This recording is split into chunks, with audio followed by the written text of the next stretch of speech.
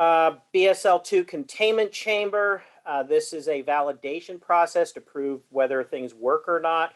You can see here a picture of a worker in a far more sterile environment than you would have in an actual manufacturing facility, but you have to go overboard. You can't try these things out in a normal food manufacturing environment because you'll never know if you find a contaminant. Well, did it get in some other way? Did it float in through the air or on somebody's clothing, or God knows what could happen. So the only way to know that product coming out of your process really is clean or not, and if it is contaminated, it's because the process didn't work, is to have a testing system, a validation system that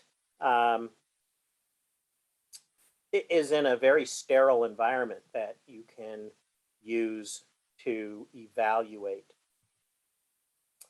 Beltsville, Maryland Agricultural Research Center, microbial food safety of fresh and fresh cut produce. The goal to develop comprehensive post-harvest systems for eliminating or controlling the growth of human pathogenic microorganisms while maintaining the quality and shelf life of fresh and fresh cut produce. And that's one of the challenges. You have a living thing in fresh and fresh cut produce. I've got a bag of salad. That bag of salad is alive. If I just irradiate it to death, it's no longer alive, and it's going to start to degrade as a dead set of cells. You can't kill it. You can't cook it. How can I make it safe without destroying its fresh, alive qualities? So here's some examples. You can see some apple slices with the different colors. The one in the middle, obviously, is browning severely and is a problem. The picture's not big enough or good enough to know exactly what's going on here, but the ones on the outside edges look much better. Here's somebody doing a vacuum seal machine on a bag of lettuce doing some testing. This right here is actually a virus of bacteria, a bacteriophage, it's called, P-H-A-G-E, P-H-A-G-E, bacteriophage, or just a phage. And, oh, here it is. So what can we do? Acidified sodium chloride. Sodium chloride is salt that we use on the table, but there are ways to alter the chemistry to acidify the sodium chloride product as an alternative to chlorine. PQSL2, a chemical that is being tested or was being tested at the facility. Some things may have been shown to no longer be effective and they've dropped them, but these are the things at the time of this printing. MAP, Modified Atmosphere Packaging. If I didn't use that acronym already, you need to know that acronym, Modified Atmosphere Packaging. I'm almost certain I've already used it, but that's when you take a bag of product like a salad, you put the product in the bag, and then you flush it. You send in jets of gaseous, primarily nitrogen. That's the most common modified atmosphere packaging material. You shoot in a couple jets, one or two jets of nitrogen gas, and then you quickly seal it. And by doing that, the nitrogen goes in and it pushes out the regular atmosphere, what we're breathing, that contains lots of oxygen. So instead of having a 21% atmosphere in the bag, you now can drop it down by timing the amount and time of nitrogen gas you're shooting into the bag. You can get your oxygen down to 3 to 1% or less, depending on what you're trying to package and for what conditions. So that's modified atmosphere packaging, generally to reduce the oxygen, and that slows things down. In a combination of low temperature, generally in the just above freezing level, 33, 34 degrees, or below 45 degrees. That's kind of the window for a lot of modified atmosphere packaging. The combination of temperature slows down respiration and the need for the cells of your salad, your lettuce, and your cabbage and your carrots that are in the bag. It slows them down, so they're not using as much oxygen. You don't give them very much oxygen, so that also slows them down. And if you hit the right balance, it'll stay fresh longer, food safe longer, and maintain its eating qualities. Bacteriophage, or bacteriophage in something called gluconobacter, and essentially you're giving a disease to the disease. If you've got a problem with bacteria, can you just use bacteriophage, which cannot infect humans? And can you give bacteriophage that are going to interfere, inhibit, in some way deactivate the bacteria that might be on the food so it can't reproduce, or maybe it will be killed, and boom, you're done.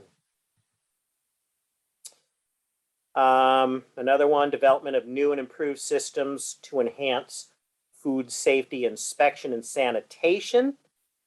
The goal is to develop automated, accurate, online, and handheld computerized sensing, which allow for high-speed inspection of foods and sanitation conditions during processing by both large, small, and very small commercial processors. Huge strides have been made in the last 10, 15 years in this area. You can see a picture of a large lettuce or cabbage leaf, can't see from the picture here, but under different wavelengths of light, you can see how these 4 composited pictures of different lighting can show the defects. This one stands out really clearly. So the goal is to find the proper lighting source, the proper camera, and the proper computer program that would be able to very quickly, way faster than the human eye could ever do, to determine if there are defects that could be either aesthetic, they just look bad, could be contaminating product like a piece of wood or a frog that got into the mix, or it could be disease lesions like this is supposed to represent. I remember seeing one where there was maybe 50 rows of baby carrots that were coming off of an assembly line at such a high speed that they would fly through the air about 4 or 5 feet over this archway into the next line, into the next conveyor belt. And what would happen is, just as it's coming to be launched over the top of this gap, there was a computerized camera that would be looking at every single carrot in every single line, all 50 lines of carrots coming across.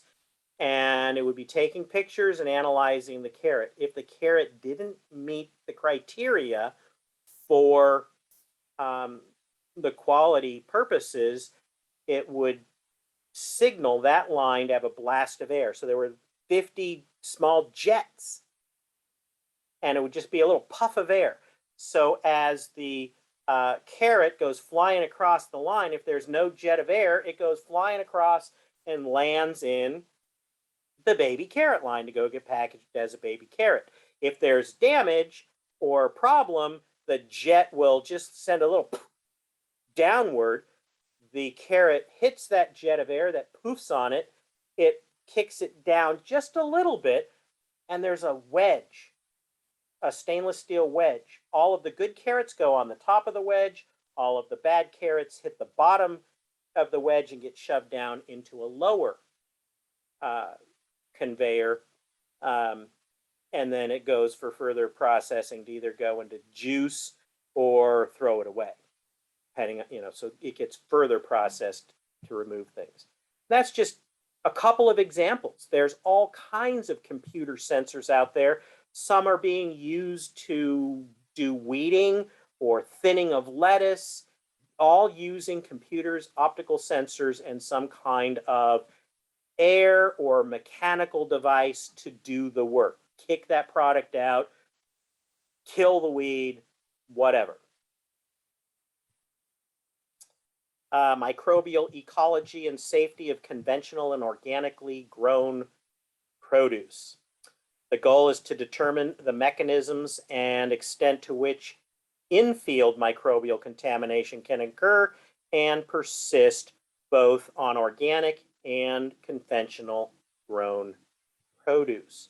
So they're looking at a bunch of things, looking at harvesting, production techniques, nearby ponds. But essentially, they're looking to determine the prevalence, how common it is, the diversity, the quantity, the colonization and persistence of this bad bacteria that causes problems. E. coli 0157H7. And that's an O, the letter O. It's not a zero. And we all have E. coli in our guts. E. coli is normal, healthy. We need it. We have a great relationship with E. coli. The problem is there's lots and lots and lots of variation with Escherichia coli.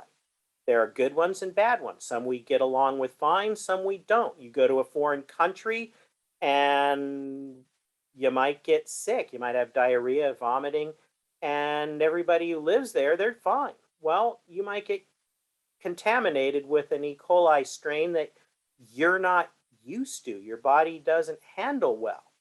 And so some of the E. coli strains are just things that you're not adapted to.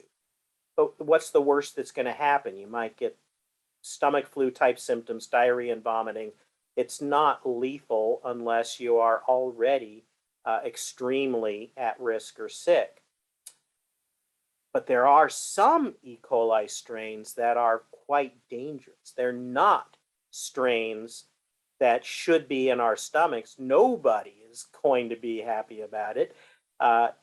The 0157H7 happens to be a strain that will kill you. It creates a byproduct during its normal metabolism that we can't digest properly, and our kidneys can't process it, and so it actually causes kidney damage and a disease called HUS. And that's why a lot of people died in 2005, 6, 7 with the E. coli outbreaks. So they're going to be looking at all of the things here, or they have been looking at for 15 years now, at E. coli 0157H7. What about the Western Regional Research Center? Molecular microbiology and control of enteric pathogens that contaminate produce. So they're trying to identify and characterize the bacterial genes involved in attachment. So what genes are involved in that bacteria sticking to the leaf or sticking to your carrot? Colonization and survival of enteric pathogens on produce. Determine the genetic and biochemical factors in plants that affect the attachment, growth, and survival of human pathogens in and on plants. Identify and characterize the environmental and molecular factors that drive the interaction of enteric pathogens with resident microflora. Resident microflora. Everything is covered in bacteria. It's on all of our food. If I go outside and I eat a carrot fresh out of my organic garden outside, there's bacteria all over it. Is that a problem? No. We eat bacteria with every bite of everything we eat all our lives, except things that have been absolutely sterilized. Bacteria is everywhere, it's fine. The problem is there are a small number of bacteria that are the bad guys. One of the concerns with food safety practices is if you have bad bacteria and good bacteria together, the good bacteria often will outcompete the bad bacteria or slow them down, keeping them from becoming a problem. You wipe out the good bacteria and you might open the door if you get a recontamination, and there's nothing there for competitive resident microflora or the microscopic organisms, bacteria, that would have competed with the pathogens. So you got to be careful. Just because you can kill all the bacteria doesn't mean that's always the best way to go. But anyway, you can read the rest of this yourself. They're looking at things, how does it spread through manure, through wind, through cultivation practices, through irrigation water, through wildlife, and domestic. Here's a cow, here's some wild hogs, deer, birds, all kinds of things. And they're studying, how does this work? The more we know at the molecular level how these pathogens work and how they move through the environment, the better we can be at trying to develop strategies to deal with them, to prevent people from getting sick. Riverside: detection, source identification, environmental transport, fate and treatment of pathogenic microorganisms derived from animal wastes. And I'm not going to read this whole list, but you can read this whole list here yourself. But essentially, they're looking at animal wastes and water sources and how these pathogens can move in our production environment. And certainly the groups are trying to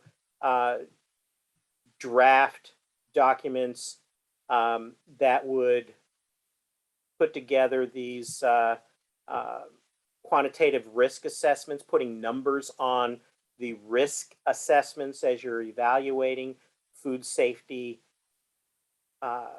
protocols and determining what works, what doesn't.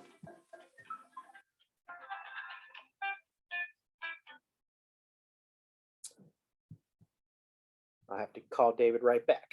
But you can read this future interactions on your own. It is an ongoing, moving target. I don't care about the funding. Don't worry about this. I left it in there. This is some old numbers, but you know, the funding numbers were based on some really old numbers. But a lot of this is current, going on to this very day. So that's just a quick insight into the U.S. Department of Agriculture, ARS, Agricultural Research Service, and the tiny slice of ARS that's doing this fresh and fresh cut produce food safety research. They do lots and lots more.